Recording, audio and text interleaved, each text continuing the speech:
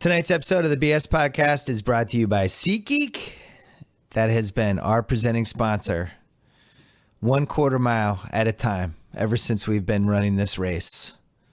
Well, you'll understand what all this means when we have Adam Carolla on. But right now, find the best tickets for hockey, basketball, baseball, opera, Hamilton, music, you name it.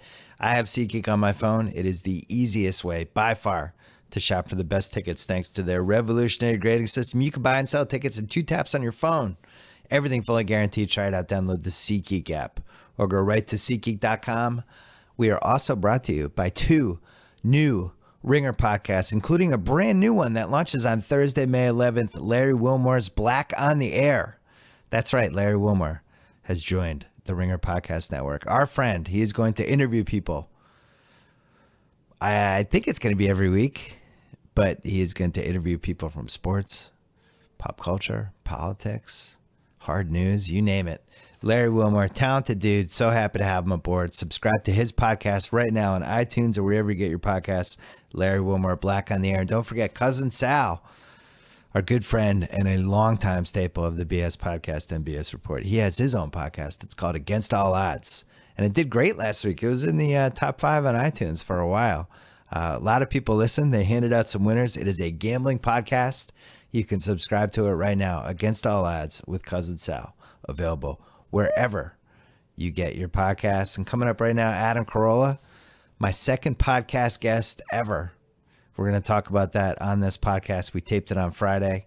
If you don't like 80s movies, you don't like Castaway, and you don't like Fast and Furious, I don't know if this is the podcast for you. My guess is that you like at least one of those things or you wouldn't be listening. Adam Carolla coming up right now, a podcast Hall of Famer in the BS Empire. Here he is.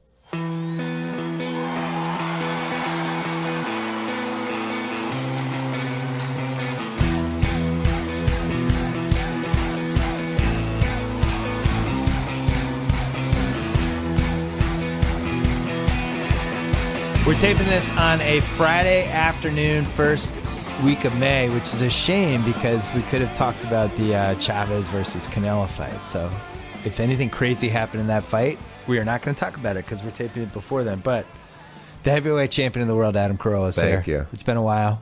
Mexican fight fans are the greatest because they love fighting so much. They love it the most. And they have this great bravado, which is, hey, he's a Mexican-style fighter, meaning he's the guy who's losing. And, like if you're a Mexican-style bar fighter, you'd just be in a coma your entire life. Like, oh, he's really taking a beating. He got back up again. And then you'd work the body a little. That Philly is the same thing. Yeah, he's a Philly fighter. He's swinging. He'll trade punches with you. Right. I'd rather be a Floyd Money Mayweather fighter where you just hammer checks but don't get hammered in the head. You have most of your brain cells left. Yeah. Mm-hmm. So a couple things. We have not done a podcast together on this. I've done yours, but you haven't done mine since I've had the new one. Yeah. You were my second guest ever. That's right. It is May 8th, which I think is, I think the day we might even be posting this is the 10-year anniversary of my first podcast. God. And then 5 days later, you came over, and we didn't even have the technology yet to have 2 people on the same machine, and you had to call in and wander around my backyard as we did a podcast, and I could watch you wandering around like a crazy person. Now, 10 years later, here we are. I can remember as if it was yesterday. A long driveway, little my sort first of house. Converted garage in the back, illegally converted. All conversions. No permits. Not one permit. Every to the time scene. there's a conversion, it's illegal, even if it's a van conversion. Nobody's ever gotten a permit. Anyone who's ever turned a garage into a guest house in Southern California has not had a permit for that. I grew up sleeping in a garage that was converted, and it wasn't even. It was converted. It still had the hinges and springs on the door. They just sort of bolted the door shut, and I slept out there. So yeah, it was perfect. Well, now we should mention your show on Spike. Yeah. You finally figured out a way to do construction, be filmed for it, have Ray, your buddy from way back when, somehow get paid, and to be filmed and to have that on television.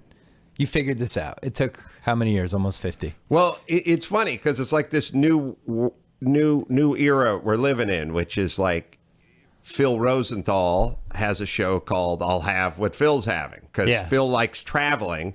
He likes eating. And in the old world order, if you like traveling and eating, you just do it on your dime. Yeah. That's what you did during your vacation. You go to Tuscany during your vacation, but Universal Studios is not paying for it. Right. You know who the master of this is? Doug Benson. He just gets high. He's like, what do I like doing? Well, I like getting high and I like not working. All right, so his first show was called The Benson Interruption, which I've done. I've done all his shows. And it's like, how's that work? We go out to Largo. You come out and sweat your ass off doing a 20-minute comedy set. I sit on a Barca lounger off to the right and make comments about it. High. Right. But that wasn't good enough. His new one then became getting Doug with high, and that's where you come to his place in Culver City and watch him rip bong loads while you do comedy. Yeah. He's going to do a show. His next show is going to be called Watch Doug Benson Take a Nap. Later, maybe he'll masturbate. And we're just going to put the whole thing up on YouTube. It's going to be like, it's diabolical. I watch Doug Benson take a nap and then masturbate would be my least favorite show. But it will be his next show. Mark my words. Netflix just bought it. He started with like, all right, you do your set and I'll hang out and sit on a folding chair and comment on it. That went into, I'm just going to smoke weed and we can talk about it. Now it's him getting high and sitting in a robe with a gavel in his hand. But it will digress to this one day. So he's smarter than all of us. One of the emails I get the most is you and Corolla never did a Fast 7 pod. Oh, yeah. Because we did Fast 4 for my old podcast. We did 4, 5, and 6, which we broke down the correct way, the way it should be broken down. So later in this podcast, we're going to cover 7 and 8. Sure. But I know you're watching other stuff. I just rented Sleepless on Friday night with Jamie Foxx. Familiar with this one? No, but yeah, I'm familiar with it, but I did not see it. Mortal Lock, you like this movie? Jamie Foxx is a cop in Las Vegas. Uh-huh. He is a dirty cop. Is a cop on the edge? He's a cop on the edge. He's losing control a bit. He doesn't go by the book. He goes by a pamphlet. It's a faster read. Well, you don't know. Is he dirty? Is he not dirty? Is he being dirty because he's trying to infiltrate the dirty cops? Or is he just dirty? The bad guys don't like it. They take his son. Oh. He's got to get his son back. He's got to go into a casino, take the dope that he stole, give it to the people he stole it from to get his son back. And you're not going to believe it. But craziness ensues. Can we talk about there's one theme about all the cops on the edge. Like, you see him, and I think it pisses off every other middle-aged dude. The morning, so it's like lights up on the dimly lit apartment with the sun coming through the tattered curtains. As he gets out of bed, a pizza box falls off the top of the bed. He takes a hit off a liquor bottle just to get his day started. Then grabs a handful of Percocet, throws it in his mouth, takes another shot off the liquor bottle. It's Jack Cates in 48 hours. It's the recipe for 35 years. Basically looks at what's left from the pizza, a couple of tattered pieces of crust, takes a bite off that, gets out of bed, and is completely jacked. Like ripped, six-pack, big traps hanging out, veins striated. And it's like, hold on. No, wait a minute. I'm with you on the part where he's tattered and Percocets and sucking right off a flask to get himself started in the morning. I'm not down with the part where he looks like Hugh Jackman in Wolverine. Right. But they always do. If Stallone plays that part, if Will Smith plays that part, they always look amazing. It's never and it convincing. Drives me nuts. When it's Stallone, it's never convincing. Stallone and Cruise are two people that you can just never buy the Percocets with the whiskey swig at 10 in the morning. Right. But there's been a lot. It would be an interesting YouTube montage. Yes, it's like how many movies have started with that scene, and it's like the sun's coming in. Let me tell you a guy who does live that life, Artie Lang. Have you seen what he looks like with his shirt off? Right. He looks like he's 100 years old. Right, that's what you look like when you take drugs and drink and eat pizza all night and pass out and never go to the gym. There's never a scene in the movie where the guy's going to the 24-hour fitness. Right. He never works out. He's going to Equinox. Yeah. He's just in amazing shape all the time, and it sends a weird message to all the young men out there. Who do you we've been watching all the same terrible movies for 40 years. Who do you think was the first cop that became the recipe for this?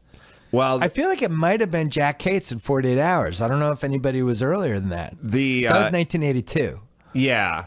I mean, there's Clint Eastwood, Dirty Harry, but he wasn't. Clint Eastwood was never rolling out of bed having Percocets and getting drunk. Right. Bronson, like the guys we grew up with were always these didn't say that much kind of cops, like Bronson, Eastwood, Steve McQueen. Right. Yeah. It wasn't until the 80s that maybe it was like Mel Gibson, Lethal Weapon, that popularized it. I don't know. Yeah. Well, Mel Gibson was another phenomenal shape guy for a guy who just had a problem. And again, they're living off of carbs, but they have the 6-pack abs. It's a weird message to send to the youth of America. Well, when Stallone finally said, I want in 86 with Cobra. He's just like, I want in. I need to do a cop movie. I did it the first time where I had the beard. What was that movie with Rutger Hauer? Nighthawks. Nighthawks. Nighthawks I want to redo. I've been watching the shit out of Cobra. Yeah. I'm really on a Cobra roll. There are so many great things about that forgotten classic. First off, there's that great scene, 8 minutes and 12 minutes into Act 1 where we discover why he's called Cobra. The best part of any cop movie. Cabretti, my office now. Like, oh, yeah. That's great. They always has to have the love interest or the partner has to call him by his sort of pussified real Christian name. Marion. Yeah. That's always good for some awkward comedy in there. There is the car. They always have to have some car that is allegedly beat up, but really it's like a $120,000 car. There's a couple things that are always funny about these guys in their cars. In Act 1, he's driving, by the way, a chopped, slammed, Frenched headlight, completely done 50 Mercury. Right. And that's you would take this to a car show. It's his pride and joy is this 50 Merc he's driving, except for somewhere in the middle Act 2, he's driving next to the bad guys and he's just turning the wheel and mashing into them and sparks are flying out and he's mashing into them again. Like, it's not something you'd even do if you leased a car, much less your pride and joy. But the movie's great. It starts with a maniac who's just taken over a supermarket and the SWAT team is on the roof and they've surrounded the joint and somebody goes, call Cabretti. Yeah. And they do that great 80s movie thing where you see the 50 Merc pull up, you see the door open, that low shot, and the boots just get out of the car. For some reason, seeing the boots, like it wouldn't work with Crocs. No. You know what I mean? Like a guy was wearing cargo shorts with Crocs and no socks. It would be weird. It just wouldn't look. But maybe he was gardening at that moment and he would be wearing Crocs. But the boots come out of the car and there's Cabretti. And he's like, what's the problem? And like, we got a maniac in there. He's got hostages. He's like, all right. And he just walks in the front door, which is weird because they have the SWAT team no fear there. at all. Yeah. There's no plan at all. No bulletproof vest. He never takes his sunglasses off. He's wearing his sunglasses. He's like Jay-Z at a Clipper game. Yeah. Except for he's in a dimly lit Albertsons. And I don't know how you can find this guy.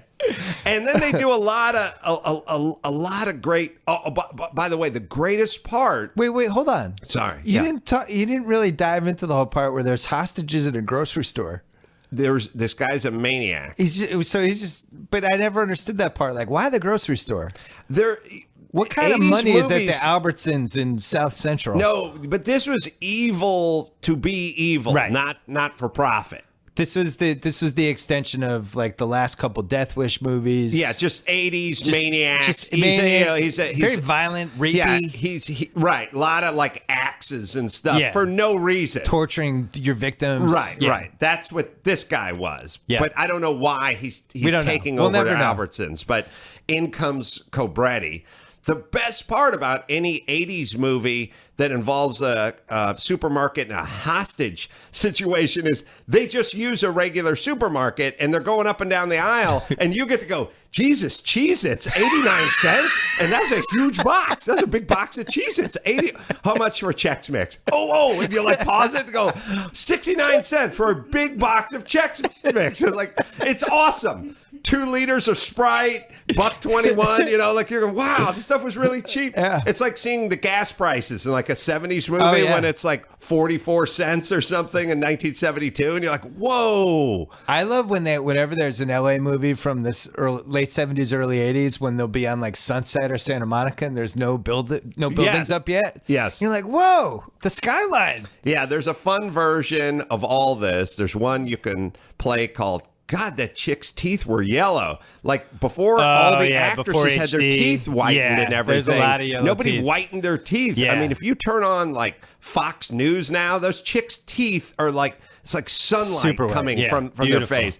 And you see movies from like the 60s and 70s. They didn't do it. No, All they right. had like film over the teeth almost. They It didn't looked know. yellow. They had all the strong- smoked. They drank Yeah. black coffee, and then they'd Yeah. yell, all right, let's film. So they put their cigarette out and their cup of coffee down and start filming. So Cobretti, there's his wife, Brigitte. Brigitte, they were dating. He started shoehorning her in his movies. Right. So Always a red flag. So she's in there. She plays the role of a model. So she really had to, stretch and use her acting chops on this one. They have an insane 80s montage of her modeling in the middle of the movie, which is so tremendous. Is so incredibly What's funny 80s. is that you didn't tell me you wanted to talk about Cobra. And No, I'm I ready. didn't. It's not like I've been like, oh man, I wish I had researched this last night. It's like I'm 30 years ready for this. Yeah, I know it kind of fell between the cracks of Stallone Not movies. for me, my Not friend. for me either, but just for society. For Yeah, society, I agree. I love the montage, but also there's a lot of good like just. But there was also an 80s plot with her. The reason she's in the movie, she's just driving home randomly. Everyone in LA back then, they're always driving home on the worst streets possible. Right. I mean, I've lived there for 15 years. I try to stay toward the streets where the other cars are, but in Right. the 80s movies, they don't. And she witnesses basically a murder. Right. Was that what happens? Yeah. Yeah, but she doesn't. And then they see her and they but somehow she follow doesn't her. see anything. Yeah, she just knows something bad It's happened. a bad premise because it's like we have to take her out so she doesn't testify, although she doesn't know anything. But it leads to a really effective 10-minute horror movie section in this movie in the hospital when they're trying to kill her.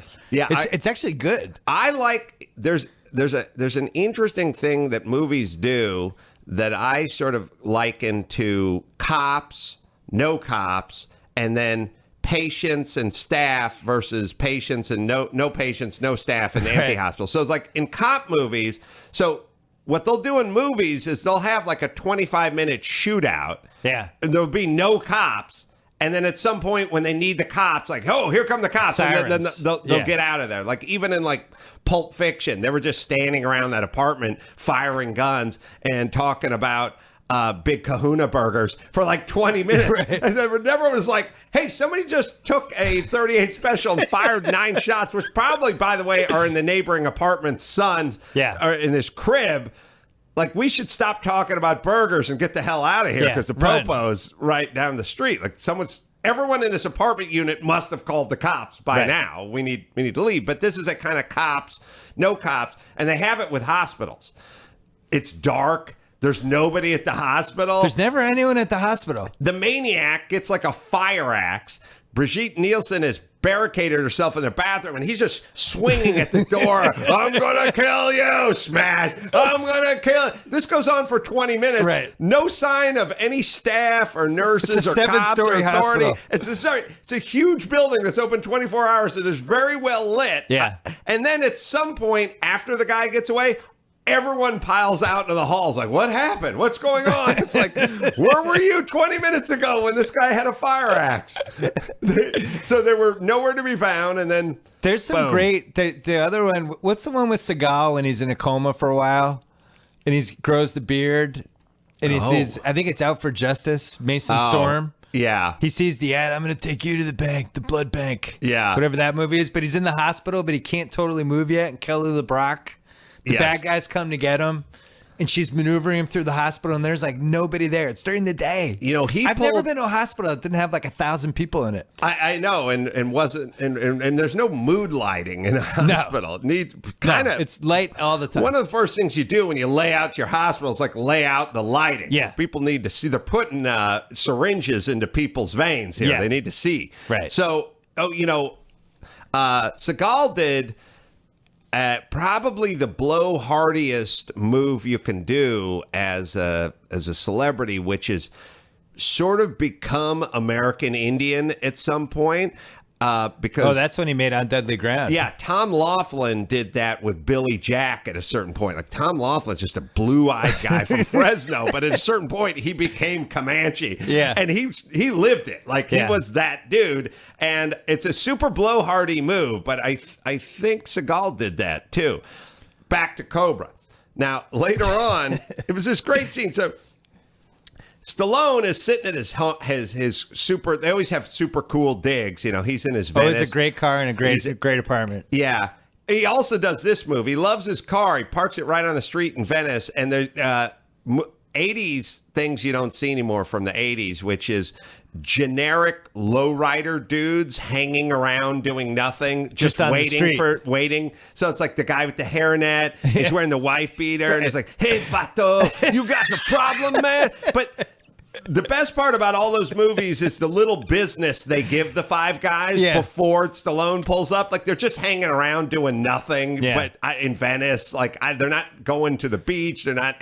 Those people are just on the internet now. Yeah, they're just bullying people on the internet. They're just hanging around, and then he pulls up and like, "You got a problem, Holmes?" You know, and then he's got to do is how tough he is, kind of thing. Is because we're that the '80s was sort of the height of scared of Hispanic gangbanger guys. Like, oh, I wouldn't say right, but Stallone rips the guy's shirt open and goes, "You got a problem, Holmes?" You know, and then he leaves his car and he goes up to his apartment, and it's like they're not going to touch the you car. don't mess with a guy's. You don't take a guy's, and by the way, those guys would have the nice long sleeve with the print on it there. You don't take a guy's shirt and rip it and then leave your 50 Merc and then go walk upstairs and not expect it to be keyed or the tires, whatever. Yeah, they at least key it. He goes upstairs. He's eating pizza with scissors. That's a bizarre Forgot scene. about that one. He keeps his leather gloves on. He keeps his sunglasses on. I think he keeps his matchstick in his mouth, and he's using scissors to cut up pizza.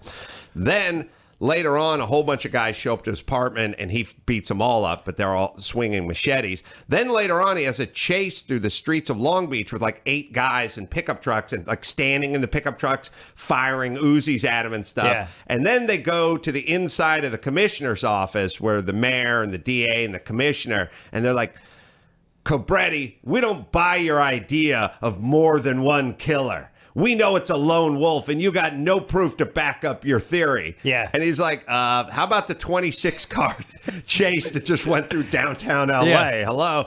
Or the 19 guys who showed up at my apartment with the axes. Like, that would suggest more than one. Well, there's always dude. one cop that never believes in the hero and has to give him Right. shit and grind him down. And, Right. And Yeah. and that guy always gets punched at the end of the movie, which is what happens in Cobra. The punch at the end of the movie is great. Also, at the end of the movie, figure out who were the bad guys in this? What was going on? They it was were- like a cult, it was back. a violent cult, You didn't. It was back like Scientology, Yes. but with weapons. You did not have to explain evil in the 80s. It was just these guys are evil, and that's who they are. Because there's that one part when it's like they're protecting Brigitte Nielsen in Right. a remote location, which the bad guys always find the remote location in the 80s. Yeah, they're all there's in that an one empty cop. swimming pool. Yeah, the one female cop Right. who turns out she's on the other side. She belongs to the cult. It's like, what? By the way, I like it when nobody really has a job either. Like, hey, Yeah. this is Doris. Yeah, what do you do? I work at Dispatch. Okay, I'm going up to Mount Pinos for 2 weeks. We're gonna stay in a cabin with these guys. Like, oh, excuse me, you don't even get to It's carry her a gun, phones. sweetheart. Right.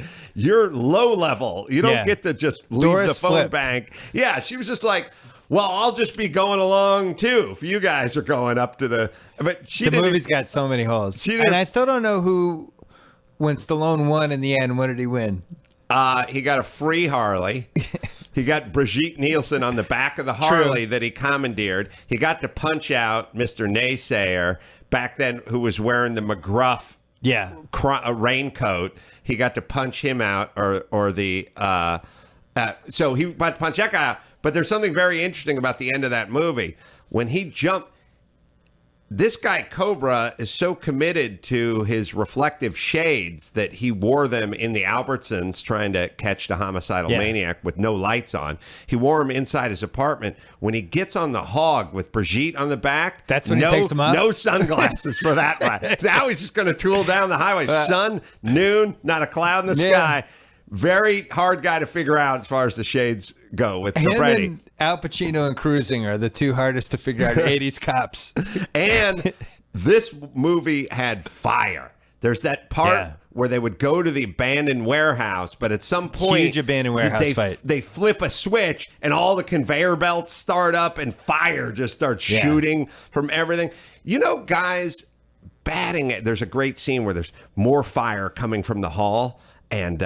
Cabretti's at the end of the hall, and he just grabs this random knob and he turns it, and a big plume of fire shoots out and burns the guy. Remember they do the stuntman catch on fire move? I missed that. The batting average of guys in industrial situations who turn a valve and have the exact right thing happen to them is 1,000% in movies. I feel like if I was at a warehouse and you were coming down the hall and I just started turning a random valve, I would catch on fire.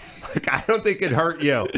I would say it's the same batting average as there's gas on the ground, flick the lighter, throw the lighter, and the lighter somehow doesn't go out as it travels through the air, which I think, what was that, Fast Five? There was a great... That was the big plot twist in Fast Five. There was the perfect one for, like, the movies would be like, pull the gas hose off the kitchen range, set the microwave for 55 seconds or whatever it is, and then just walk.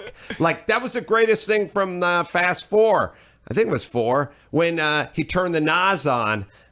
He turned the NOS on inside the car and then hit the cigarette lighter and then sat there casually for like 10 minutes talking. He knew exactly how long it was going to be. It's also when they have the timing, like at a certain point when the guy takes the gun, cocks it, and like puts it to the guy's temple and goes, I'm going to see you in hell, Dom. And he'll go, I'm not so sure about that. It's like, how do you know you have it down to the second? Yeah. Because I'd be stalling for time. I'd it's be not like, even let me give you a blowjob. I mean, I wouldn't really blow him, but I'd like tell him that. And I'd say, like, start preparing and this is going to be awesome. Oh, well, let me get my knee pads. Hold on. Well, I'm not wearing my blowjob shoes. Like, hold on a second. I'd stall and then the car would blow up. But I wouldn't be like, I'm not so sure about that. Or not if you get to hell first. You know, and the guy's just going to squeeze the trigger, you know. It's not even one of the 130 most improbable moments in the series. But Cabretti, go back and watch Cobra in that factory. Tate's never seen Cobra, I bet.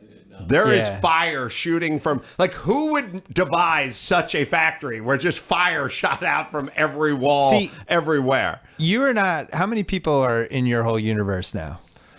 In terms of? Well, you're doing like 6 podcasts and you have a whole podcast network. Yeah, I have. But it's mostly older people around you, right? I have I have the podcast guys that are the kids, the young guys. So all right, so those guys. Does it drive you crazy when you mention a movie and they haven't seen it? And it shouldn't, because it's the equivalent of in the 80s if somebody said to us, like, oh, you haven't seen so-and-so, and it's a movie that came out in 1959, we wouldn't have seen it. Yeah, no, I know. I think like, I have people who work for The Ringer, and I'll be like, yeah, you've seen The Good Son, right? Like, The Good Son, what's that? And I'm like, I haven't seen The Good Son. It only came out 20 years ago. Well, also part of it is just a sort of narcissism that we have, which is you should know what I like and you should get familiar with it now. God damn it. Yeah, you know I love Cabretti. Now you should go torture yourself with Cabretti. And they're like, but this is the same thing that a lot of people have with us, like our friend Kevin Henge. He's like, I'll go, you should definitely check out Cabretti. And he'll go, is it good? And I'll go, no, it's not good. And he'll go, well, then what do I want to watch it for? And it's like, the same you thing. don't get it. You don't get it. You have the point. The part that where it's bad means you have to watch it. Right. Right. But the problem for us is that in the last 10, 12 years, people became so hip to it's good because it's bad, that they try to make the movies bad, but they're trying too hard. Yeah. Which is why we love the Fast Furious franchise so much. Yeah. One quick break to talk about Audible.com. Do you love books, but you don't have time to read them? Well, Audible.com has the perfect solution. Get audiobooks and listen at the gym, during commutes, or even when you're watching basketball on mute. You know who loves Audible? The Simmons family. Oh, yeah. My wife and daughter use it on longer commutes, or even when they're just going to and from school. They love it. Audible's free app works on iPhones, iPads, Android, Windows, Kindle Fire, over 500 MP3 players, and you own these books. You're not renting them. There's a great listen guarantee. If you don't like a book, no worries. Exchange it for another title. No questions asked. Why listen to sports radio and lousy music channels when you can just listen to books and get smarter? And if you're committing to a new workout regime, increase your reps while you free your mind. Look, you can't make more time, but you can make the most of it. Turn your commute into something more with a free trial at Audible. Go to audible.com/BS today and start your free trial right now. That is audible.com/BS. Oh, I forgot. I haven't told you this. I went out. So it turns out the writer who wrote all of them and is in charge of the entire franchise. Oh, Chris Morgan or whatever? Yeah. Yeah. And is now in charge of all the monster movies that are coming back to Universal, like The Mummy and all that kind of stuff. The man has, acreage on the lot. You can imagine how much money. It turns out he's the nicest guy in the world. Yeah. And it turns out he's a neighbor of mine. Oh. And it turns out he's a big fan of mine. And we found ourselves sitting around having lunch. It was actually on the Saturday before the Oscars. He's the sweetest, nicest guy in the world. And I said to him, it's funny at a certain point. And it was funny because he was trying to pick my brain. I want to know about Loveline and the Man Show and stuff like that. And I was like, I want to know about, what's going on. And talked about Paul Walker and where that movie was at and how he had to get all the footage and scrape everything together from previous movies. Yeah. But his hair had to match. And the crazy, great, super sweet guy. But at a certain point, I had a couple of drinks and I was like, I like bad movies. And I was like, well, not your, I mean, they're not bad. I don't mean bad, like saying anything bad. I mean, like it's stupid, lame. And they're going like, yeah, that's worse. Yeah. So I was saying I said to him, I like bad movies. And I was like, but not fast. Not the fast movies. Those are good. But I said, like me and Bill Simmons, I said, let me tell you how much we like bad movies. When the day The Marine came out with John Cena, we were sitting alone at the ArcLight at the 1 p.m. showing in an empty theater. It was great. So that's how much we like bad movies. And he was like, yeah, that was my movie. And The Marine? Like, yeah. I was like, oh, wow, this is getting worse. He had to know, though. It was his premise and his script that he gave to somebody or whatever. Oh, that's hilarious. Nicest guy in the world, but it was. So I love it. I love all this stuff, and I'm looking at the poster of All the Right Moves, and I love All the Right Moves. 80s with some flaws. I can't get into it, but I will just say just one thing about All the Right Moves. The whole thing is, they build this premise, and it's always kind of weird when they build a premise and it becomes sort of their whole movie, except for it doesn't work, which is they build this premise where he's like this overachieving guy and he has this coach that's, up his butt and unfair and blah, blah, blah. But in practice, when the guy does the 10-yard out and he closes the window, he gets there too soon. And it's interference. So the coach, goes, hey, knock it off. Don't do that. You're going to get flagged for that. And he's like, and everyone else that was a good play. That was a clean play. Then in the championship, in the Iron Bowl at the end, after he gets the pick, when it rains way too hard and it's monsoony. But then when he does it in the game, he interferes with the guy again. He wraps. It's such a cruise move, but he closes the window and wraps the guy up before the ball gets there. Right. And then they throw the flag and everyone's like, what? And it's Yeah, that deserved a flag. So whatever the premise is, Tate, you haven't seen that one either. I have. Oh, all right, Tate. he got there too early, didn't he, T? Do you know what movie Yeah. what cable movie I think I've rewatched the most times in the last 10 years? Fast Furious accepted. Castaway. I don't know where you're staying on Castaway. My thing about Castaway, I'm right with you. The thing about Castaway is it's really like 3 movies. It's Yeah. like fat Tom Hanks on the plane. It's like a rom-com for 25 minutes. It's small, medium, and large Tom Hanks.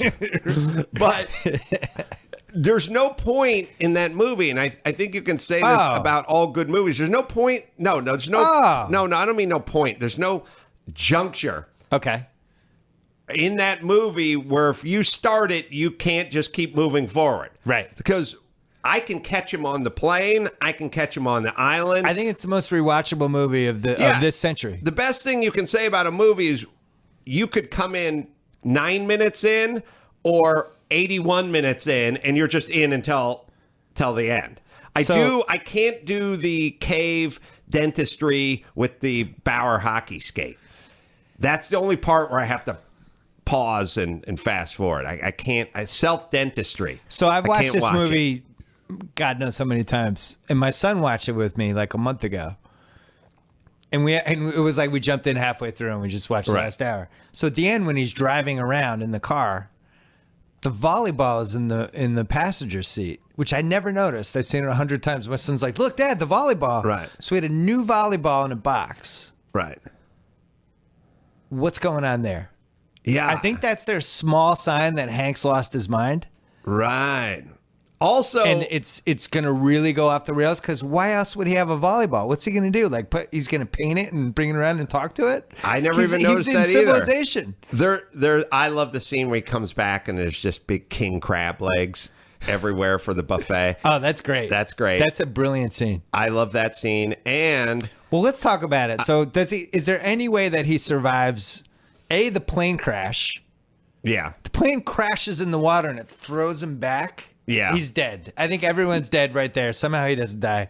Then he gets caught underneath, pops out, Right. lands in that raft. That raft's in the Pacific. Yeah. There's a monsoon. Right. Somehow never flips. He Right. passes out. Right. And wakes up on the island.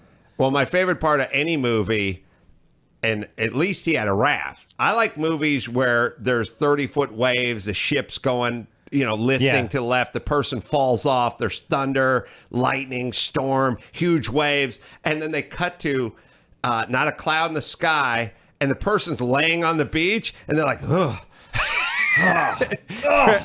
What happened? Yeah, It's where like, am I? I don't know. In the history of maritime disaster, do you think there's anyone who went over on like a tuna boat when 30-foot seas and just woke up on the beach? Nah, I mean, he's obviously concussed. I like it when they wake up on the beach. Like, how did you get here? By the way, you're face down. This would never work. But I bought everything in that movie. Here's what I did buy. So we find out later that he almost killed himself. He went up to the top of the mountain. He got a whole bunch of rope. He was going to hang himself. Was that? I didn't even get that part. Oh, yeah. Because he's like, thought he was gonna go for He starts the- talking to Wilson and he says, where there's 30 feet of rope. But we said we'd never go back up there. And he goes up. He pulls the I rope. thought And he was obviously, going for like vulture eggs or no, something. because when he pulls the rope up, there's like this piece of wood that he obviously tried to simulate if he would have died. Right. All right. If you're going to kill yourself, Yeah. how do you not open the last FedEx box first?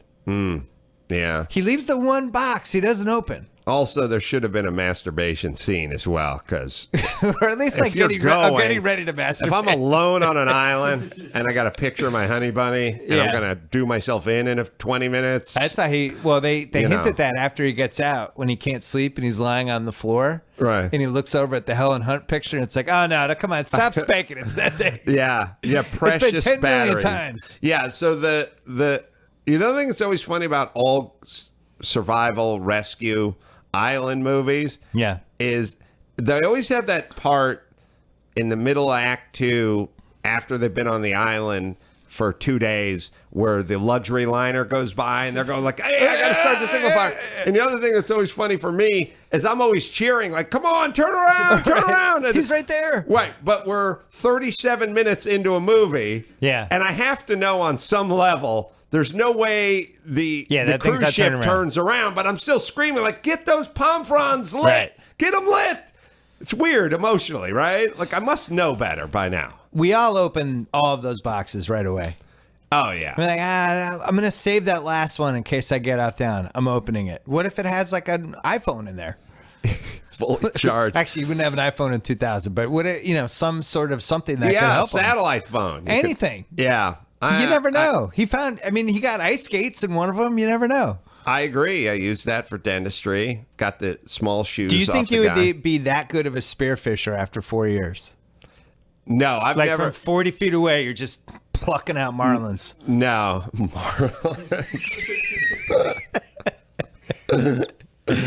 All right, what were we here talking? We're talking about. No, we're going to talk about the fast movies. Yeah, the fast movies. I yeah. had one more Castaway thing. Yeah, for you. no, go ahead. You're married to Helen Hunt. Yeah, You marry her after this guy dies in the plane crash. yeah, yeah, The guy comes back. yeah. She's so emotional about it. She can't even see him. Yeah. Your living room has all the maps from the crash, which she has somehow kept, even though they already found this guy. She's obviously obsessed about it enough that she's still trying to figure out Right. where this guy is. Yeah. First night back, 11:30 at night, he's outside your house. You don't wake up. Yeah. Yeah. I had this whole conversation. Yeah. He drives the car out of the garage. Yeah. She comes running after him. Ah, what's his name? Chuck. Chuck! Right. Pouring Right. rain. Yeah. They make out in the driveway. He drives her back. She's soaking wet.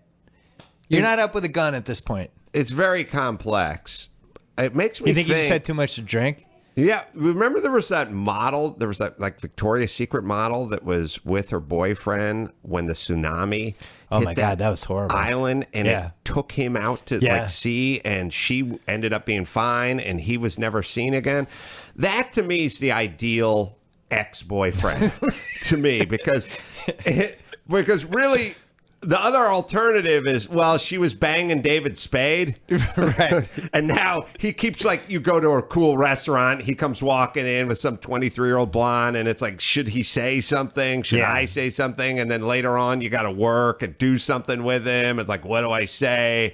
This is weird. He texted her. Chuck I Nolan's feel back. bad for the guy, but I don't feel bad for the next boyfriend. You got a supermodel, and your last boyfriend was just taken out to sea. Right. Like literally, that was just God, force majeure, God's will. Now I'm here. I that's just me. Her next boyfriend, that's a good deal because normally they're banging some producer or something, and ultimately you're going to run into him or see a movie or whatever it is. All right, so I'm with you. I'm with you on that. Okay, let's talk about Helen Hunt. Yeah. I went to. Okay. Dan Finnerty of the Dan Band Yeah. is married to Kathy Najimy. Yeah. And the Dan Finnerty was a big fan of mine, and I'm a big fan of the Dan Band. And I think Kathy Najimy like said, we're throwing this big Vegas 40th birthday party for Dan. Could you come? He'd be really excited if you were there. And I'm inviting, a handful of friends, and I'm paying for the dinner and whatever. And I was like, oh, okay. And I went there and I found myself just sitting next to Helen Hunt at this like 10-person table in the middle of the Bellagio or something. Did you ask her why she didn't go back with Chuck Nolan? That would have been my first question. I was just sitting there going like, what do I say to Helen Hunt? Like, oh man, I love that Twister movie or whatever. I really did like Twister. I kind of like that movie. Yeah, it's a good one. I don't feel like it got its due. Yeah, And then it's solid. She like went to me and she said, hey, I loved your movie. And I said, you love my movie? And she's like, yeah, I saw The Hammer. And I said, Ah. how did you see The Hammer? And she went, I went to the theater. And I was like, what? And she's like, yeah, I was just playing at the theater for like 2 days, and we just went there and saw it. We really enjoyed it. And I was like, wow, I love Helen Hunt, but I have no idea that The best way to corral his heart is to praise anything he's done immediately. She went to the movie theater and That's saw great. my stupid movie based on nothing. So that was awesome. I told you my daughter, we watched The Hammer. My wife was away. My daughter and I were hanging out. And the Hammer was on. I was like, that's Adam's movie. She's like, Adam made a movie? Sonny and Natalia's dad was in a movie? She was stunned. Watched the whole kids thing. don't even know I made a movie. That's awesome. Yeah. It's solid. It held up. And then I was like, that lady's married to Hench. My friend Hench that I own the baseball team with. She's like, oh, cool. Yeah. And then you started kissing Hench's wife. Yeah. A lot of confusion. Yeah. All right. I also shared the confusion. Well, let's take a quick break. All right, quick break. Yeah, let's talk about propercloth.com. Every guy knows that it's hard to find a dress shirt that fits. Maybe the collar is too tight. Maybe the sleeves are too long. Maybe the shirt's too loose. Guess what? I have some good news. Ordering a custom fit shirt has never been easier thanks to Proper Cloth. Create a custom shirt size in seconds. Just answer 10 easy questions. No measuring required. Over 500 fabric styles to choose from. Everything from classic business to casual shirts. All high quality starting at $85.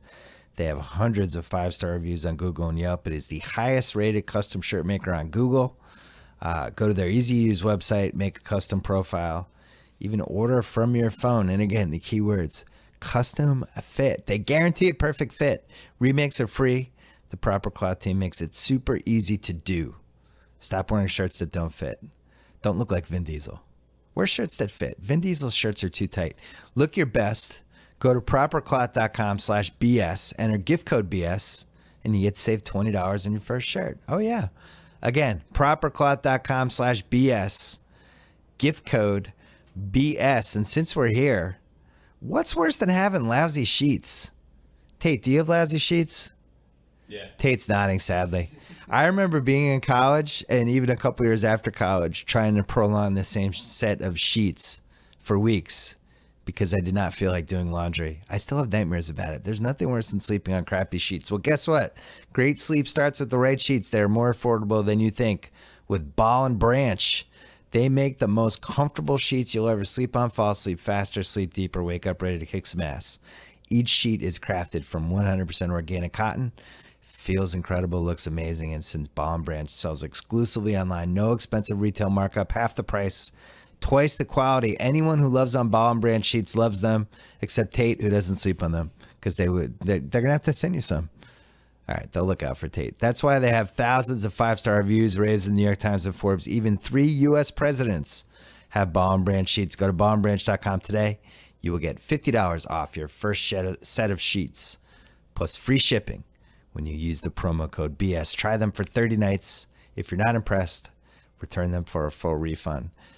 Once again, that is BOLL and branch.com, ballandbranch.com, $50 off plus free shipping. All you have to do is use the promo code BS. And now, back to the one and only Adam Carolla. All right, let's do it. Fast 7, Fast 8. We have a lot of ground to cover. Yeah. Fast 7, which we did not see together. Yes. And I don't remember why. I think you were away. You were up to something. We just never ended up seeing it together. Fast 8 I saw in Boston. I wasn't here either. Fast 7, we didn't know what to expect with Paul Walker. Right. We knew he died. Yep. In real life. Yep. We didn't know if he was going to die in the movie. Nope. We didn't know how they would resolve it. No. We didn't know how they were going to do the CGI'd Paul Walker face, all that stuff. Right. Fast 7 turned out to be a really good movie. And the ending is, I would dare say, the most emotional ending of any action movie that I've ever seen. I would agree with that. I can't think of another one that matches it. And I still get even like the 20th time, I still get kind of choked up. Certainly not in the 7th installment. You know what I mean? Like maybe you had an emotional moment at the end of Rocky 1, but by the time you got to Rocky 7 or First Blood, like Rambo, crying about all that stuff. Yeah, there's been moments, but not like this. Well, not in the 7th version of it for sure, because they just jumped the shark by 2.5. Did you ever imagine this would turn into the James Bond of this generation, where they could just keep releasing these basically forever?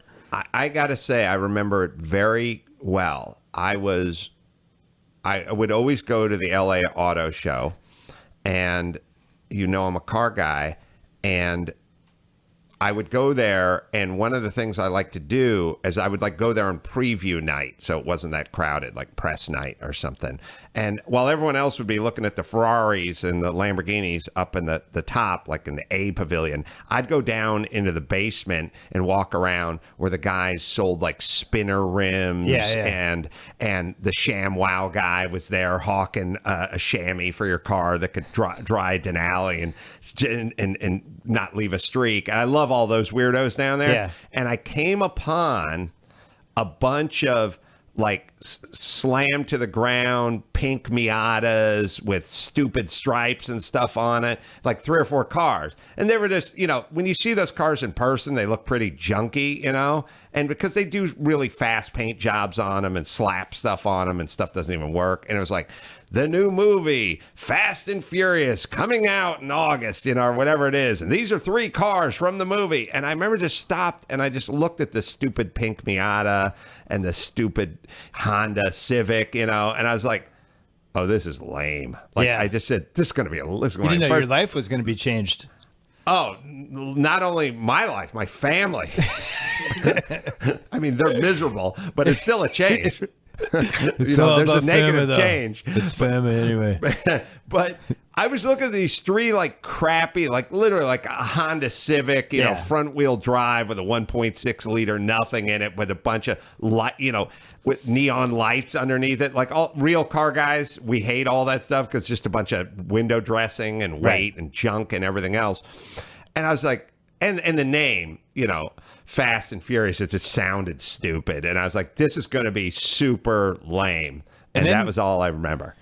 I remember seeing it and being angry how unabashedly they ripped off Point Break. Yeah. And it was just Point Break with cars. And it made me mad, but I enjoyed the whole movie. Yes. And then I drove home 130 miles an hour. And I'm like, I didn't love that movie, but yet I'm still thinking about it. And then but by the third one, by Tokyo Drift, I assumed it was over. I mean, I don't even think I saw Tokyo Drift in the theater. And then I heard Vin Diesel had the little cameo at the end. Yeah.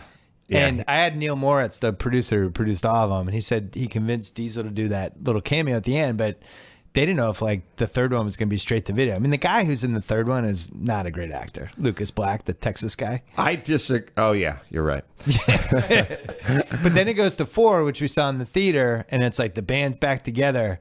And it was just magic. Yeah. 5's the best. I still feel like 5, the Brazil one, and that's just the that best. ending and the safe. It's like that's peak Fast Furious. Doesn't get any better in 5. But 7 was really good. And 7 starts out with... 7 was good because you had a major obstacle to overcome, which is the star of the franchise passed away halfway through filming it. Halfway into filming this. And how, are you going to deal logistically with that? But then how are you going to deal with the story of where this guy is? And there's a little bit of a story break with Fast 7. Yes. That with Fast 7/Fast 8, which there's gonna be a spoiler alert, but I don't care. Anyone who's listening to this has probably seen the Fast movie at this point. I can't. If you haven't, come on. I don't want you. I don't care. At the end of Fast 3, or not at the end, in the middle of Fast 3, Han dies. Right. Comes back. So it's almost like we're ahead of time in Tokyo Drift. There's like a whole time lapse thing. Yeah. And then when 4, 5, 6 happens, that's kind of earlier than Fast 3. Mm-hmm. Yeah. But at the end of Fast 6, Han dies and it's Jason Statham. Now you sound like Lynette from this morning. She never... Oh, no, wait a minute. She has no idea what I'm talking about. Jason Statham... Yeah. Jason Statham was the guy who kills Han, basically. Yeah. Right in the middle of whatever Tokyo's Times Square is. In Fast 7, he's the bad guy. He almost kills The Rock. Yeah. He tries to kill everybody. He blows up people. Speaking of like the deserted hospital, the deserted police office. Yeah, I love the police station. deserted it's just The Rock. FBI. He's the last one there. It's 8 o'clock at night. Yeah, he was just putting cocoa butter on his arms. Everyone else had cleared out of the building, and he was just chillaxing back in his office. Yeah. So, Fast 8, it's like we need Jason Statham. We're gonna let basically the 2 bad guys from 6 and 7. We now have to team up with them. But Statham killed Han. Yeah. He tried to kill The Rock. He basically tried to kill everyone in the movie, and they're like, let's let bygones be bygones. Right. Too big of a stretch for me. He I definitely 100% killed Han, who they all loved. And Vin Diesel's like, it's all about family. It's like, this guy killed most of your family.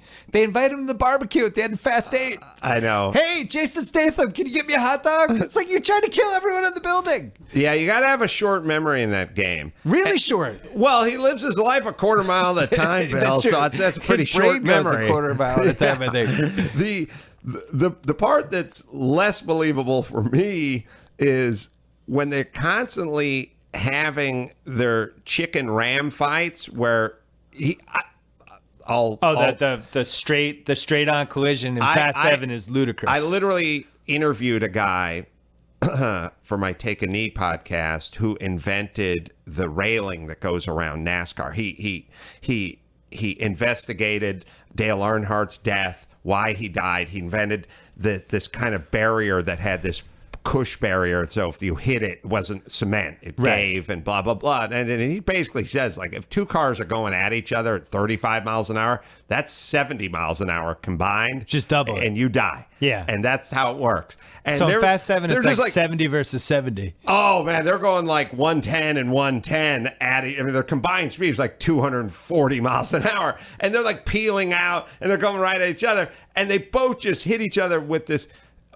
You take a look at what killed Dale Earnhardt. It didn't look like anything compared to this. I don't think Vin was wearing a seatbelt. Vin did a move where he turned his neck, like he cracked his neck. It's like, first off, his head wouldn't be attached to him. Yeah. But then it gets better. He walks out. He looks at the Aston Martin Vanquish or DB9 or whatever he's driving, Statham's driving, and he goes, reinforced front clip. It's like, well, so what Statham did is he bought a bone stock Aston Martin Vanquish, and then completely reinforced the front end on the off chance that he'd be ramming somebody at some point. But that'd be tens of thousands of dollars sunk into a car and tons of weight, and then he accuses him of not fighting fair. He's like, that's like putting he says like, that's like using weighted gloves or putting a horseshoe in your gloves in a boxing match. And then he has to explain to them this isn't Marquis of Queensberry. But the point is that there's a lot of discussion about reinforcing the front of that car. I just feel like that's something. And at the end of Fast 8, Vince flipping him a cheeseburger. Right. How do you like this, Jason? Is it medium rare? I like it when they're in 7, they were both equally, the whole thing about the Fast series I've realized is they can both the antagonists and the protagonists are equally angry at each other. Like if you'd watch a Tyson fight from the 90s, Tyson was pissed, but the guy who was fighting was kind of scared. Normally, it's usually how it worked. They weren't equally like as pissed at each other, and you see it like UFC and sporting events and stuff like that. Like one guy's really pissed, the other guy you can tell is a little bit scared. Amanda Nunes against Rousey. Right. Nunes was madder and really wanted to Rousey play. looked a little bit scared. Yeah. Right. The thing about like Statham and Vin Diesel or The Rock and Statham or Vin, they're equally outraged at each other all the time, and they're like both going to kill each other to the point where they're both just in a car. And they're high-performance cars, and they're just going to throw it low, peel out, and ram each other with the same velocity. All right, so when this happens a lot in the Fast movies, the two cars next to each other, and they're ramming into each other. Yeah. If you do that, like when I watch NASCAR, and these are the best drivers on the earth, and a lot of the accidents happen because somebody like gently nudges the back of somebody's car and sends them in this tailspin. Yes. And yet in the Fast movies, they're going 90, 100 miles an hour, ramming into each other and keeping the car straight. Is that conceivable? I can tell you that as a 5-time participant in the Toyota Celebrity Grand Prix, you can ram a lot of cars, and everyone does, and have. Some races have been cleaner than others. Some have been just all-out carnage. But if you go around the hairpin at the very beginning of the Shoreline Drive, and they even do it with Indy cars and regular cars race there, and you go around it and somebody just bumps you in the back, you'll you'll spin around. If you're turning in any way, and you got to be bumped. turning, and they got to But bump if you're you. straight ahead, If you're straight ahead, okay. you can pretty much rub paint. You'll be fine. Just like in NASCAR. It's just Yeah. it's when they tap them right as they're going into the turn, and they spin them. All right, so Fast 7, that's a movie that has a bunch of planes landing on a mountain with parachutes Yeah. perfectly Oh, yeah, the cars on the land on mountain, there. but Yeah. also has the cars jumping through the 2 buildings in Dubai or Qatar or wherever that is. Yeah. The double of Vin Diesel, oh, the brakes are gone. Right. Goes through the second one. Which one was more improbable for you? Well, I'd say the building to building one. I always feel like the passenger is a little too calm. You know what I mean? God rest his soul. Paul Walker, like when Vin's like, we're going to the next building. Paul's like, let's do it. You know, it's not like, what? Like, you got to think, you got to put yourself in Paul's position. Yeah. You're sitting in a car. You got a guy who lives controlling it. He lives his life a quarter mile at a time. That's on the ground. You know what I mean? Now he's in the He air. doesn't do nautical miles in the air. He does quarter miles Do you on the think ground. the car would sink immediately? You mean when it flew? He's flying through from one building to the other. Wouldn't it just gravity immediately it falls? It's like a If you got enough inertia, I'll buy that you can travel, like jump on a motorcycle or jump on a snowmobile or like X Games thing. Like you can cover a lot of ground. because the bus and speed was always the most improbable, and the bus and speed actually went up. Well, the bus and speed is a little improbable because the takeoff and the landing ramp were at the same elevation. Yeah. So, and no angle, just Right. the same elevation. And somehow it went up. Somehow it went up. Yeah. So you think that was more improbable than parachuting from a plane, the car dropping, them going, wait now, and the parachute goes up and they just land it right on the road. The most improbable part of the whole let's jump out of the C-17 in our modified Dodge Challenger was the direction they were facing.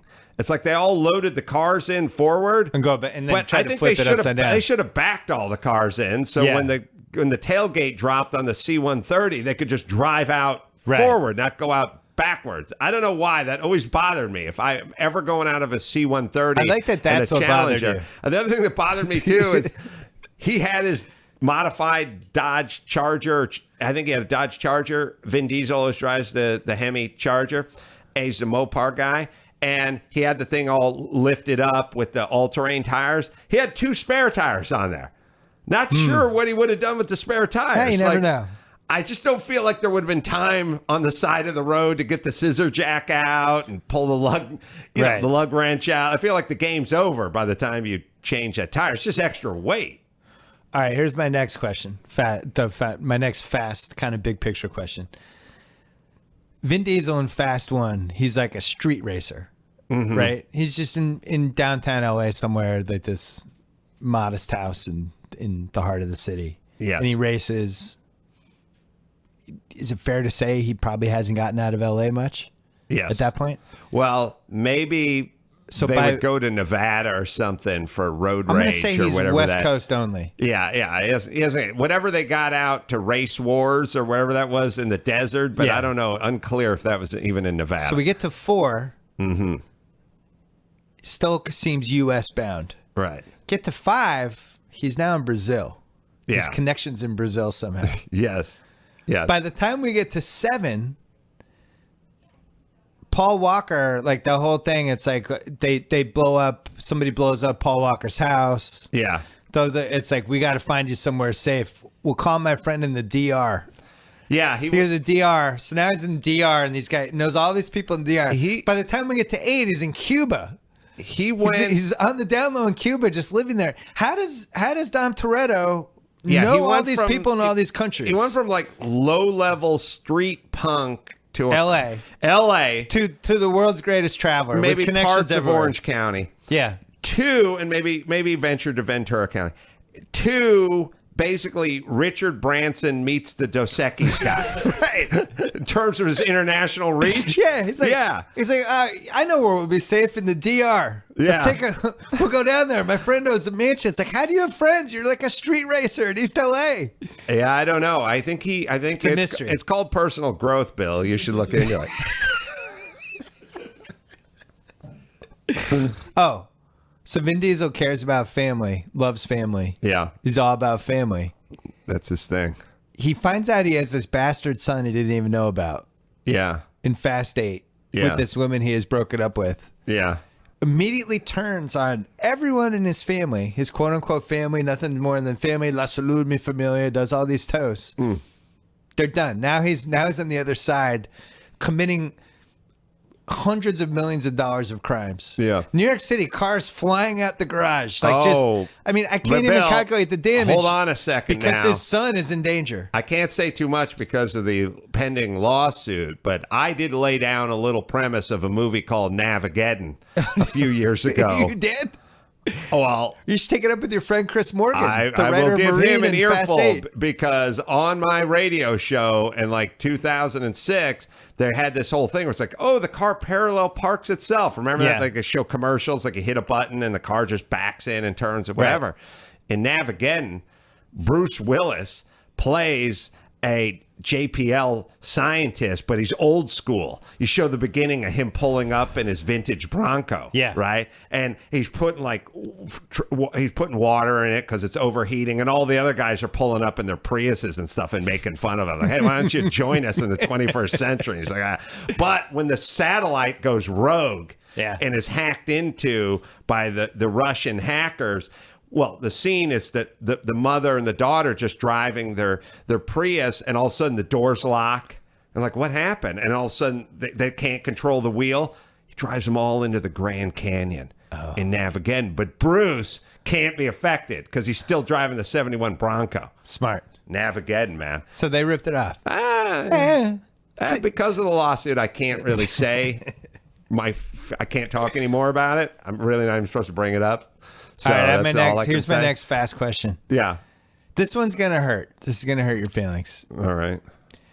So Dom is with the Brazilian cop in Oh, Fast well, 5. can I say this just real Yeah. quick? Like, if my wife, like if Lynette's listening, if She's we not. do, She's not listening. all right, but if anyone knows her, can tell her, if we're ever in that situation, we're on our like cabana in Cancun or something, or we're in Cuba or wherever port of call Dom lands in, Yeah. and we just make sweet love under the mosquito net, with the ceiling fan that's turning slow Yeah. enough to not really do anything. Nothing like that mosquito net love. And at a certain point, I just go out into the balcony where the curtains, the gauzy curtains are flowing, and I Yeah. look really good with my shirt off. And I'm just standing there to give him like a 10,000 yard stare. And I'm like just looking, drinking a Corona where I hold it so far up the neck that half my hand is actually off the bottle and actually drinking through my hand. All right. If that ever happens, don't do what you normally do, which is just watch TV inside for an unlimited amount of time. Yeah. I need you to come out, put your hand on my shoulder, and ask what I'm thinking. Okay. Because that never happens to me. That's true.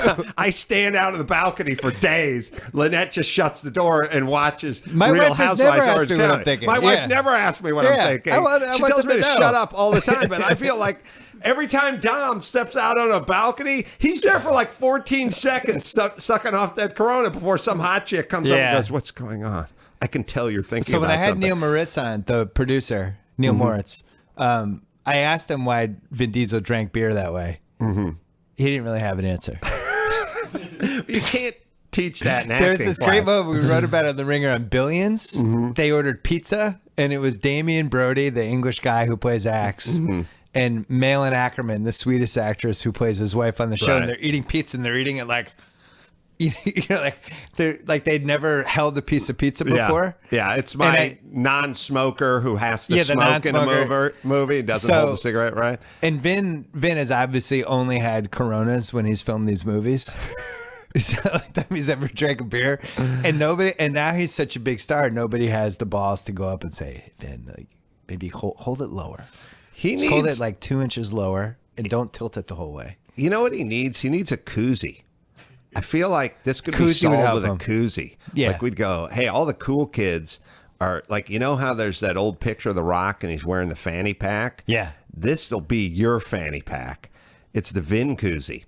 And One of his Latin American friends should tell him when he's traveling. yeah, it's like When it's he's all the doing rage. Richard It's all the Branson. rage. All right, and so you here's use the koozie. So this is gonna hurt your feelings.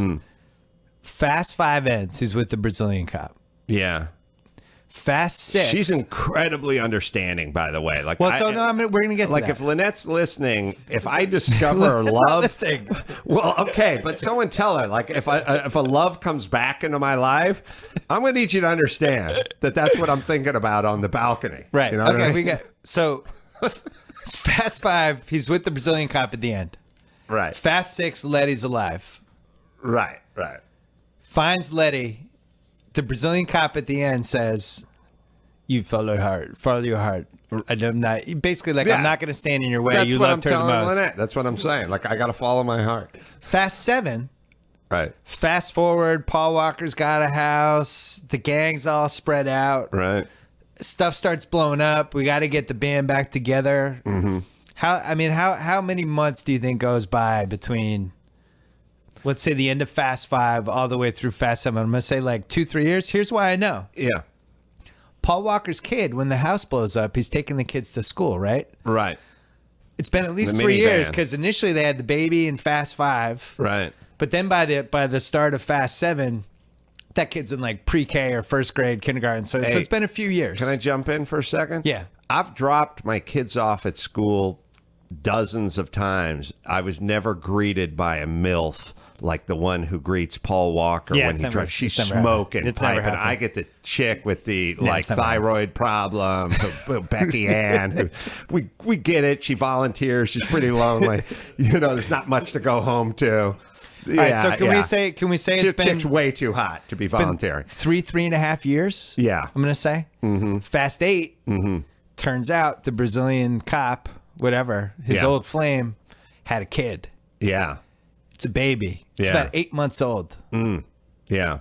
Math doesn't add up. No, it doesn't add up. And They hadn't dated for 4 years. How's the kid 8 months old? So did they screw up the math, or did Vin go back and get a little extra?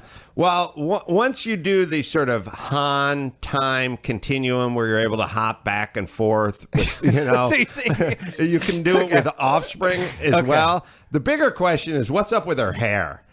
Like, she's a hot chick, then she cut it short and did some weird peroxide Well, because they had dye. to, because she was better looking than Letty. They had to start messing with her hair. I hope I get. I thought you'd into be a more point- upset about this time continuity thing. I'm more upset about her hair. I think Vin went back and stepped in. He should have gone back and fixed her hair. I think Letty's got to be like, wait a second, what happened? This baby's only 8 months old. We've been dating for 3 years. I thought we were exclusive. But he would have No. just gone out in the balcony and thought about it. I'll be back. Hold on, I'm opening I mean, a like, Corona. how many hours collectively would Has you he and stared I on a balcony? If you and I just went out on a balcony, Before my wife said I anything? feel I would just die of exposure before my wife came out, put her hand on my shoulder, and wanted to give me a penny for my thoughts. I'd just die of exposure. I'd be eaten by crows. So, Like, what happened to your father? He went to the balcony to think about an old girlfriend, and that's the last time we saw him. so Fast 7 ends, the last 30 minutes, the LA shootout, which I thought was pretty weak. Fast 7. Fast 7, LA before the Paul Walker, farewell to Paul Walker scene. With God's The eye. Rock rips his arm off, goes out. Just once in my life, The I'd like to have a cast removed by flexing. Yeah. Just literally just flexing a tricep and having the cast It wasn't that hard, though, break because off. there's so much body butter from the last 6 weeks that could've it melted slid the out of it. cast. Yeah, he's taken off. I liked it when he started calling everyone woman.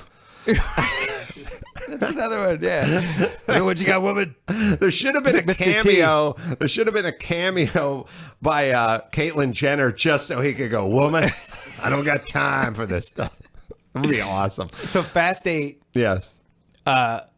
everything's okay. Dom then has to go. Dom's in Cuba, but now has to go rogue to save his bastard baby, who should be 4 years old. But Hey, it's can I 8 say months. this too? Yeah. In every movie, not just Fast, and it was in Fast 7, and it was Fast because at the end, when like Paul Walker, and it goes all the way back to Karate Kid. Yeah. It goes back to every one of those like movies, every kickboxing movie and every karate movie and everything. At some point, like Walker squared off with the dude inside the bus when it was on the highway. Great scene. They always start this. They did it with the Karate Kid. They do it with all this. They start the move where the guy we're rooting for who really is kind of a street fighter and doesn't have any serious training, like not spent a lot of time on the mat in the dojo. The guy does a move, and then the guy does a backflip, and then a spinning crescent kick, and like kicks out the light bulb, and then pulls out nunchucks and does a whah! And you go, well, this guy's like a 7th degree black belt who's been doing this his entire life. He's probably been competing and doing this. And then our guy just comes in and kicks his ass, like Ralph Macchio or the guy. They'll do the move where you knock the guy down and he gets up by going into a full back bridge and it springs back up to his feet. And our guy's wearing jeans and boots. Yeah. Like, how does he actually, like, maybe that guy shouldn't be that highly skilled. And how would Vin Diesel develop all of these judo skills? He's a street racer in East LA, but on the side, he's like sneaking over. I think if they did a little bit of storyline where that guy did all the crazy stuff and he then went, but I have drank 4 beers. I would then go, okay, now this is a little, I can believe this now. But the guy sobers the days long. He's a Chinese acrobat and he's a human weapon. Why does our guy get to kick his ass every time? So Fast 7, the ending of Fast 7 is incredible. I loved it. Could you have ended? We couldn't have ended the series there, but we could have. We could have, and I don't think any of us could ever complain about just 7 movies or just any of that. Walking off in the sunset, literally. Yeah. We go back to Fast 8. Mm-hmm. Dom's now bad. We are under the premise that Brian is still alive. Yeah. Dom's gone off the rails. He's causing hundreds and millions of dollars of damage. Right. Nobody in the group says we should call Brian except for one person, and they're quickly poo-pooed. Right. Brian, who has worked with Dom, against Dom, the emotional, spiritual leader of the group. Well, and it's just poo-pooed. It was this kind of thing. They did it in The Specialist. Yeah. With Stallone. They have to address something, but they can't spend any real time on it. Address it. It's the answer's ridiculous, right? But at least we could say we addressed it. In The Specialist, they had to go to Sharon Stone.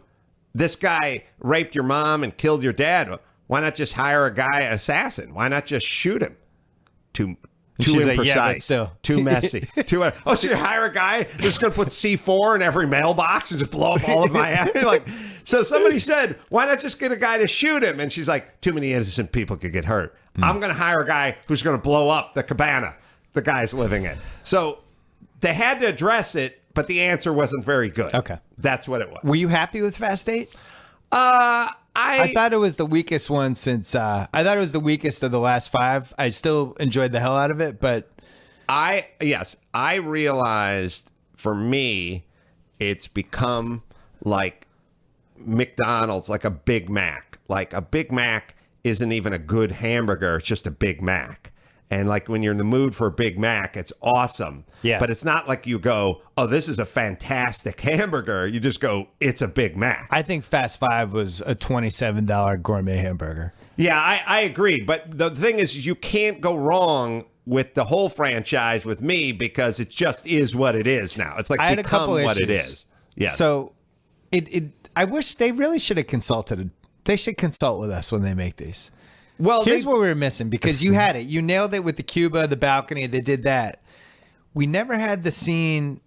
I need Vin talking about family, or like that scene we love from, I think it was Fast 5, where just inexplicably Vin and Paul Walker are hanging out, and he's like, tell me about your father. Yeah. And Vin's like, my father used to, and he goes this whole ridiculous monologue about his dad. Right. My dad used to go out there and it didn't have those moments. I didn't feel like it was like a formula movie.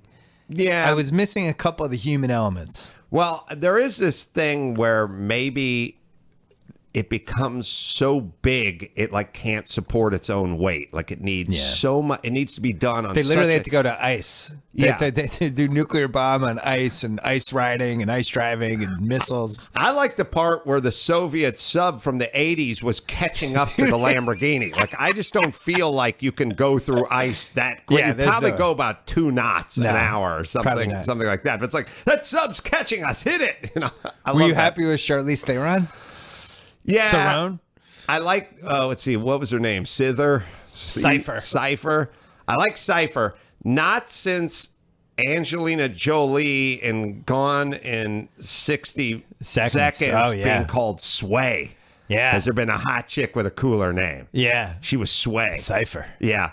I didn't like that she just cruelly shot the cop in the head, Dom's baby mama. Yeah. Just gunned her down. Just Yeah. shot her. Yeah. Took her. I mean, it was like one way to resolve the Letty versus the old girlfriend plot, but it was pretty brutal. Letty was crying no tears over it. They got a thing going with airplanes in the Fast series, which is in 6 they had the unlimited runway. Yeah. Like that Never plane ended. 28 miles. that plane was just never took off and No. never ran out of runway. No. Number one. This one, I kept waiting for them to refuel. Like, I just feel like you gotta refuel in the air or something. Like, we gotta know that her plane never landed and never refueled. Just weeks would go by. That's a great This thing was point. flying. I mean, you want to talk about range? I mean, this thing, like the thing about planes is like they gotta They need gas. they gotta refuel Yeah. every 10 hours or so. That's kind of go. That for me. Also, when they got his car in the middle of the square and they got the grappling hooks all hooked into the door and they were doing the crazy pull thing on it and they're pulling it all apart. They were doing that thing where they're like, that car's got 1,000 horsepower, 2,000 horsepower, 3,000 horsepower. And I'm just here to tell you, no, There's it no doesn't. 3,000 No, it doesn't. horsepower car. No. There's no 2,000. It's really no. The answer. But I brought, you know what? For the first time, I brought Lynette and I brought the kids, and we went to a movie theater. I brought my 2 kids. They and I loved was it. like, I was waiting for that balcony scene because I want to say to Lynette, hey, huh? How about a little something when I head out to the porch? Right. But it never came. Yeah. But they loved it. My kids loved it too. And I was like, well, good for you, because they had not seen any of the other movies prior to this one, which is It's too bad they're never on. It's a standalone. At least it works. Can I that pitch way. you Fast 9? Yeah. And then we'll wrap it up. Fast 9. I'm playing off the success of Dom from becoming just this guy in East LA who's a street racer to now this Richard Branson of street racing. Mm-hmm. And also the fact that whatever he does seems to have no repercussions and he never has to serve any time in jail and none of that stuff. It's like, you caused $1.2 billion worth of damage. Yeah, but I had to get my son back. Okay, cool. That's fine. So there's no repercussions. In 9, Dom is now, he's famous. He's a famous guy. He's now a celebrity. Right. His street racing / whatever world he's in, he's out. He's now open about it. Yeah. And has a reality show. Yeah, it's like Jesse James. Remember when he, 1 minute Netflix gave him a big offer. He's just like sitting around welding in some shop. Next thing you know, he's married to Sandra Bullock. He's got his, selling more T-shirts than the Dodgers. So Netflix goes to him and says, we want to do like an Anthony Bourdain type of travel show with cars and you'll be on the road and here's a great check. Vin's in. Right. He goes to that thing that you went to, the thing that you go to, the celebrity. The Toyota celebrity. Yeah, what's the best celebrity car racing one? Well, the Toyota Celebrity Grand Prix from Long Beach is canceled now, but they did it for 40 years. All right, well, you in can the go movie, to it's Pebble back. Beach and go to the Pebble Beach, it's Laguna back. Seca. Yeah. So Vin's a celebrity now. One of his celebrity friends, I don't know who the cameo is. Maybe it's Adam Carolla, since you know the guy. Let's And go you're Doug like, Benson. Doug Benson. Doug Benson's high.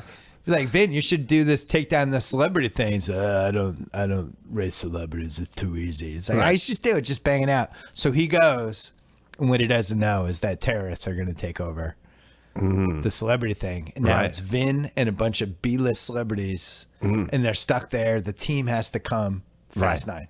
Yeah, I'm in. You're in. Well, you'd literally be in because I think you'd be in the movie. I have you dying at the 1 hour and 15 minute mark. What's that? You in the movie. Yeah, I'd make a cameo. Yeah. Yeah, I love it. What would be your dream scenario for Fast 9? Because it feels like Statham's now part of the gang. Well, I guess you have to take Charlize Theron and okay. All right, I just thought of this. Okay, good. I figured you'd come up Because with we have a time, I never given it any thought at all because I just wait and want to be surprised. But because we have our sort of time continuum thing and, you know, babies being born out of wedlock and dates not lining up, we have Charlize Theron returns, but she returns as her character from Road Warrior. it. Okay. She's missing Mad an Max. arm. Yeah. Mad Max. Yeah. Her head is shaved. We don't really explain it. She's just that. Now, who knows when that movie took place? We don't know if that was the present, the future, the past, or whatever it is. But she shows up not only Different on the hairdo. side of good, but as the character from that movie. Okay. I would watch. Would you the shit combine out of John that. Wick and Fast and Furious? Yes. Keanu shows up. I think I enjoyed John Wick 2 more than Fast and Furious. Wow. Yeah, I did. I thought John Wick 2 was one of the best 5 action movies I've ever seen in my life. I only saw the first one. I didn't see the second one. Oh, my God. I got to see it. I didn't Oh, want my to God. devastate I you, want to so. watch that one with you. All right, so Wick shows up and she shows up from Mad That Max. sounds great. Yeah. Did you see the Anthony Joshua heavyweight match? Yes. I think we're done with the Klitschko's finally. I think we I might think our be. long national nightmare is over. But ironically, Vladimir finally had a good fight. That Yeah. was an awesome fight. That was was an the best awesome fight. heavyweight fight in at least 10 years. And yeah, it was none of the Even if- drape and hug and everything. It was Joshua throwing wicked uppercuts in the 11th round and following it up with combinations. It seemed like looked he was going to Buster die Douglas in there. Yeah, in the 6th, it just seemed like he ran out of gas, and then somehow he was able to. Sal and I bet on him. You took Joshua? We took Joshua with Canelo. We parlayed them. Oh, Yeah. yeah, that's good. Yeah. Oh, we got to figure out Canelo. Yeah, I thought it was a great fight. I mean, he's literally super heavy. I mean, the thing is These aren't Klitschko- even heavyweights anymore. Klitschko's running into guys that are bigger than him for It's the first impossible. time Yeah. ever, and he's never run into guys that were bigger than him. It's like this guy's 6'9", 300. Yeah. It's ridiculous. No, and and he has skills. Normally, guys that are 6'6" don't have skills.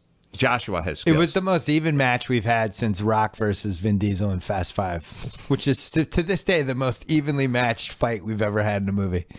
I love it. I don't even know who won. Adam Carolla, any of the 6 podcasts you want to plug? You can just go to adamcarolla.com. We do podcasts all the time over there. I'm coming and, on. Which one am I coming on? Take a Knee, which I'm we've on had Take a Knee. everyone from Norman Lear to guys that invented guardrails and things like that. It's our inspirational podcast, so you check that one out. Okay. All right. And your show's on Spike. 11 o'clock, Spike, Adam Carolla and Friends build stuff live, and it's a fun show. Check it out. And you can see I got a Newman documentary. I got Winning the Racing Life of Paul Newman. I also have a movie on the called 24-Hour War, which is Ford versus Ferrari at Le Mans, the 60s epic battle. So if you're into that, check it out. Okay. Adam Carolla, thank you. Thank you. Thanks again to Adam Carolla. Don't forget to subscribe to our new podcast, Larry Wilmore, Black on the Air. You can subscribe to that right now before it launches on Thursday, May 11th. And don't forget to subscribe to Against All Odds with Cousin Sal. No relation to the 1984 terrible movie with Phil Collins. Oh, no, he did the theme for it. Jeff Bridges, James Woods, Rachel Ward. No relation to that at all. But you can get some gambling tips. Welcome aboard, Larry Wilmore. Glad you're here, Cousin Sal. And we'll be back later in the week on the BS podcast. There's like a slim outside chance I might show up on the Ringer NBA show on Thursday if the Celtics, if something crazy happens in that game. If not, we'll be back on Friday morning on the BS podcast. As always, thanks for listening.